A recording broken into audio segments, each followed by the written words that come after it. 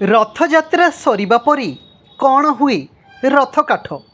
रथयात्रा सरिबा परी ए तीन रथ जाए कुआड़े। रथयात्रा सरिबा परी तीन रथ कुआड़े जाए। प्रत्येकଙ୍କ मनरे केबे ना केबे एही प्रश्न निश्चय उंकी मारिथिबो। ए संपर्क रे जणा जाय जे रथयात्रा परी एही रथ पुणी थरे व्यवहार हेबार विधि नथिबारु रथगुड़िकु भांगी दिया जाए।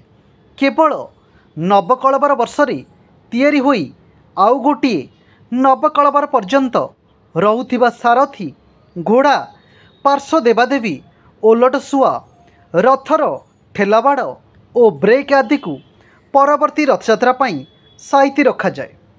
अधिक अनुध्यान जना जाए जे एही तीन रथ मध्यरु प्रथमे भंगा जाए देवी सुभद्रांक देवदलन रथ को, तापरे श्री जगन्नाथंक नंदीघोष रथ और शेषरे श्री बलभद्रंक रथ तालध्वज भंगा जाए। तेबे एही रथ भंगा पाई स्वतंत्र विधि किछि नाही।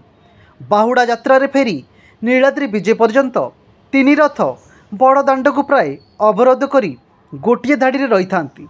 तेणु गमनागमनर सुविधा पाई प्रथमे मझिरे थिबा देवदलन रथ को भंगा जाइथाई बोली श्रीमंदिर प्रशासन सूत्ररु सूचना मिले।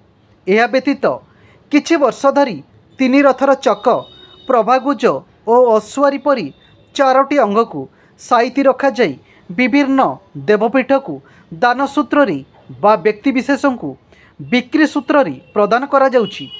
एने श्रीमंदिर प्रशासनर वेबसाइट रे स्वतंत्र विज्ञप्ति दिया जाए।